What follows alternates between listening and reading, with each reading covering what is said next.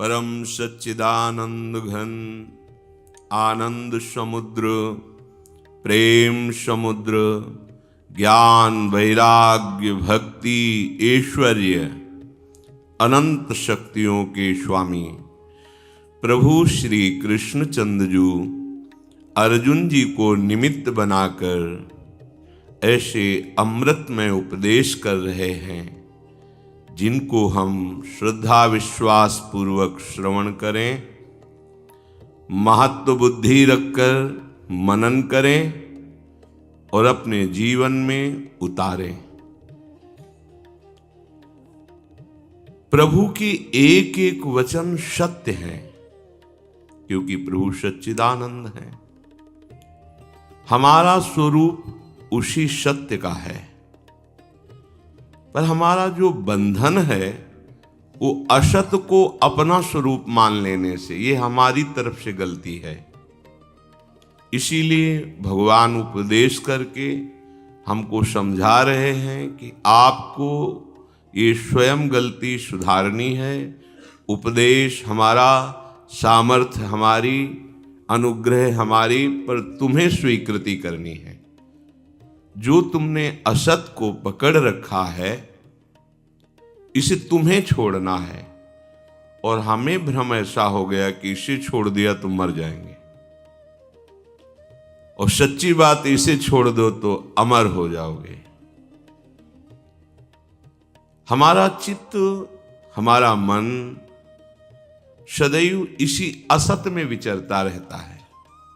असत शरीर, असत इंद्रियां, असत इंद्रिय के भोग, बस यही इनका व्यापार है। भोग भोगना, कामना करना, कर्म करना और वही फिर भोग की आकांक्षा करना, इसी को संसार चक्र बंधन है। और हमारी कोई बंधन वृत्ति ना होते हुए भी इसकी स्वीकृति के कारण हमारा जन्म होता है।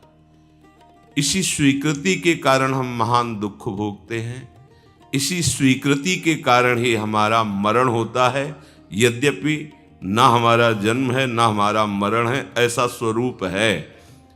उस सत्य नित्य चैतन्य घन आनंद स्वरूप का विस्मरण करके इस देह को, देह के व्यापार को, देह के भोग संबंधी चेष्टाओं को हमने सुख मान लिया, अपना मान लिया। यही अज्ञान है। अब क्या हुआ? जब हम सत्संग के द्वारा सत्मार्ग की बात सुनते हैं और उस पर चलने की सोचते हैं, तो हमारा मुखिया मन है, इसको अपना मुखिया बना रखा है। क्योंकि ये हमें सुख का प्रलोभन दे करके अधीन कर लिया है कि मैं तुम्हें अच्छे अच्छे सुख भोगवाऊंगा, तुम मेरी बात मानो। देखो, तुम ये देखो, ये सुनो, ये भोगो, ये चखो, ये सूंघो, ऐसा करो। ये मुखिया बन गया, और मुखिया बेईमान है, और हम इस पर विश्वास कर लिए, फंसते चले गए। अब इसे हम अपने अनुसार चलाना चाहते हैं, अपने अनुसार, गुरु के वचन के अनुसार, शास्त्र के अनुसार, भगवद्वाणी के अनुसार, क्योंकि यही अपने हैं। अब ये पूर्वाभ्यासवश जहां ये हमको लगाए रखा है, सलाह दे देकर हमको फंसाए रखा है, अब इसका अभ्यास उधर जाने का हो गया है। इंद्रियों के साथ प्रकृति में विचरण करना इसका स्वभाव है।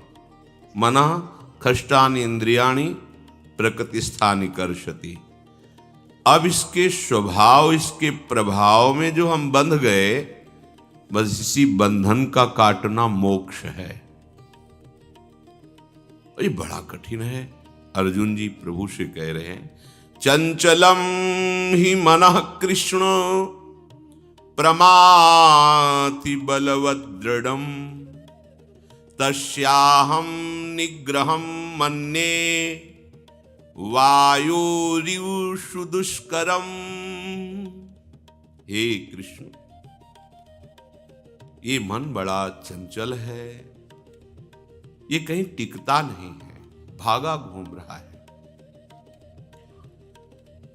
अगर इसे हम रोकने की चेष्टा करें तो बलवत बड़ा बलवान है, समझाने की चेष्टा करें तो दृढ़म बड़ा जिद्दी स्वभाव का है, मान ही नहीं रहा। अब हम अगर सहने की चेष्टा करें तो प्रमथन स्वभाव का है, ऐसा व्याकुल कर देता है कि फिर इसके अनुसार ही चलना पड़ता है। 3 बातें कही, प्रमाथि, बलवत, दृढ़म। जिद्दी स्वभाव वाला और बलवान है और ऐसा मंथन कर देता है कि व्याकुल कर देता है, वही करना होगा जो ये कह रहा है। इतनी व्याकुलता, इसी को जो सह गया उसे महात्मा कहते हैं, जो टूट गया वही दुरात्मा बन जाता है। और प्रभु तस्याहम निग्रहम मन्ये वायोरिव सुदुष्करम, इसको रोकना तो मुझे ऐसा लगता है जैसे वायु को रोकना कठिन है, तूफान को रोकना कठिन है, ऐसे इस मन को रोकना बहुत कठिन है। श्री भगवान ने कहा, असंशयम महाबाहो मनो दुर्निग्रहम चलम अभ्यासेन तु कौन्तेय वैराग्येण च गृह्यते। हे महाबाहो, यह मन बड़ा चंचल है, ये सत्य बात है, असंशय, कोई संशय इसमें नहीं। इसको रोकना बड़ा कठिन है, ये तुम्हारा कहना बिल्कुल सत्य है। पर ऐसा नहीं कि इसे रोका नहीं जा सकता, रोका जा सकता है। तू कौनती है, हे कुंती नंदन, इसे रोका जा सकता है। तुम जो कह रहे हो बिल्कुल ठीक है, ये बड़ा बलवान है, जिद्दी स्वभाव का है, ये प्रमथन स्वभाव का है, इसको रोकना बड़ा कठिन है। असंशयम, बिल्कुल सत्य है ऐसा, पर इसे रोका जा सकता है। ऐसा नहीं कि इसे कोई रोक नहीं पाया है, इसे कोई रोक नहीं सकता। अगर ऐसा होता तो भगवान आदेश ही ना करते।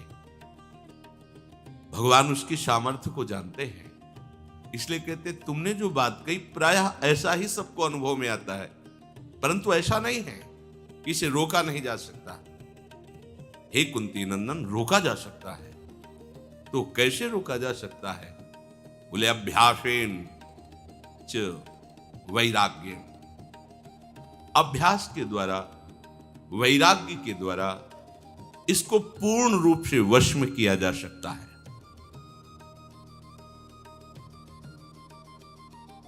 जो विवेकवान होता है वो भोगों की चाह नहीं करता है। विवेकवान देखता है कि विपत्ति अच्छी वस्तु है, सबसे बड़ी विपत्ति है भोगों में सुख मानना। जो बाह्य प्रतिकूलता आती है भक्त की भक्ति का वर्धन करने के लिए आती है। एक बार बाहु कह के संबोधन कर दिया इस श्लोक में, तो दोबारा कौन्तेय कहने की जरूरत नहीं थी। एक ही श्लोक में 2 बार संबोधन किया अर्जुन। एक बार कहा महाबाहो, घबराने की जरूरत नहीं है, तुम तो बलवान हो, ये विशाल बाहुओं वाले, तुमने कैसे स्वीकार कर लिया कि बस में नहीं होगा। और दूसरा कहा कौन्तेय, कुंती नंदन हो तुम। कौन सी कुंती? जिन्होंने विपत्ति ही मांगी कि पग पग पर विपत्ति दीजिए। क्यों? क्योंकि जब जब विपत्ति हुई है तब मैंने हे कृष्ण आपको अपनी तरफ भागते देखा है। अब आज संपत्ति आ गई, हस्तिनापुर के सिंहासन पर युधिष्ठिर विराजमान हैं, तो आप पीठ करके जा रहे हैं द्वारिका। मुझे नहीं चाहिए ऐसा सुख, ऐसा पद जिसमें आप पीठ कर लें। हमें आपकी सन्मुखता चाहिए, क्योंकि जब जब विपत्ति हुई है तो मैंने आपको अपनी तरफ आते देखा है। कौन्तेय का तात्पर्य है जो दुख सहने में आनंदित हैं, जो दुख सहने में प्रवीण है, तो मन क्या करता है? प्रमथन स्वभाव वाला है, दुख पैदा करता है, इसे सहो। सहने से इसको जीत जाओगे। और आप कह दो कि हम सह नहीं सकते, ये आपकी गलती है। आप सब कुछ सह चुके हैं, इससे बड़ा कोई कष्ट नहीं होता। मां के गर्भ में 9 महीने रहे हैं, कोई वो 5 स्टार होटल नहीं है कि वहां जो आप चाहते रहे वो सब आपको मिलता रहा। भयानक कष्ट, कुंडलाकार होता है शरीर, ऐसे गर्भस्थ शिशु का आकार ऐसे होता है, सर पैर ऐसे कुंडलाकार, और वो मलमूत्र के थैले में होता है, पास में ही मलाशय होता है, मूत्राशय होता है, घृणित वस्तुएं सब उसमें भरी होती हैं, उसमें जीव होता है। उसका जीवन जो नाल होता है, उसी से माँ के शरीर से वो वस्तुएं उसके शरीर में जाती, जिससे उसका पोषण होता है। ऐसा नहीं कि वहाँ वो बेहोश पड़ा हुआ है, चेतना होती है। भगवान कपिल देव जी माता देहूति को जो उपदेश करते हैं तो ये वर्णन किया है, त्राहिमाम पुकारता है वहां, एक बार निकाल दो प्रभु इस नरक से, माँ के गर्भ से एक बार निकाल दो, मैं ऐसा भजन करूंगा कि दोबारा ये नरक ना मिले। याद है आपको भला वो कष्ट? याद है जो 9 महीने माँ के गर्भ में कहां से निकले? आप विचार करो कितना भयानक कष्ट, बाल्यावस्था का कष्ट, अब यौवन अवस्था की कामना में सब बातें भूल करके फिर मन के अनुसार चल दिए। तो हम डर किस बात से जाते हैं मन से कि हमें दुख देगा? तो कह रहे कौनते हो तुम तो कुंती नंदन हो, जिन्होंने दुख मांगा ही, इसके प्रमथन से तुम डर क्यों रहे हो? नहीं, और महाबाहो, तुम महान बलवान हो। तो कह दे तो अर्जुन के लिए कह रहे हैं, हमारे लिए क्या है? नहीं, जानते हो अर्जुन की भुजाओं में किसका बल है? अभयद भुज दंड मूल श्री कृष्ण का बल है, इसीलिए विजय श्री उनको मिली। तो हम किनके हैं? क्या अर्जुन ही भगवान श्री कृष्ण के हैं? हम प्रभु के नहीं है क्या? यही तो भूल कर रहे हैं प्राय हम, यही अरे वो तो महापुरुष नहीं, एक घोर दुराचारी में भगवान अपनी संपूर्ण शक्ति लिए बैठे हैं। जैसे एक महात्मा के हृदय में, ऐसे एक दुरात्मा के हृदय में बैठे हैं। नहीं, भगवान के श्रीमुख के वचन हैं, वही पंडित है, वही ज्ञानी है, जो विद्या विनय संपन्ने ब्राह्मणे गविहस्तनी स्वनी चय सुपाके चा पंडिता समदर्शिना मत्तः परतरम नान्यत किंति जस्ति धनंजय, मेरे सिवा कहीं किंचन मात्र कुछ नहीं। वासुदेवा सर्वमित समहात्मा सुदुर्लभा, सर्वत्र भगवान समान भाव से विराजमान हैं। पर जिन्होंने भगवान को अपना मानकर मन के द्वारा दिए हुए दुखों को सहकर आगे बढ़े, उनके हृदय में भगवान अपनी शक्तियों से प्रकाशित हो गए। शब में और महात्मा में अंतर यही है, शब में भगवान त्रिगुणात्मिका माया का पर्दा लगाकर शयन कर रहे, जो मन माने करो, उसका दंड भोगो जैसे चाहो। लेकिन महात्मा के हृदय में ऐसा नहीं, भय प्रकट कृपाला दीन दयाला, पर्दा हटा दिया, अब सारी बागडोर अपने हाथ में ले लिए।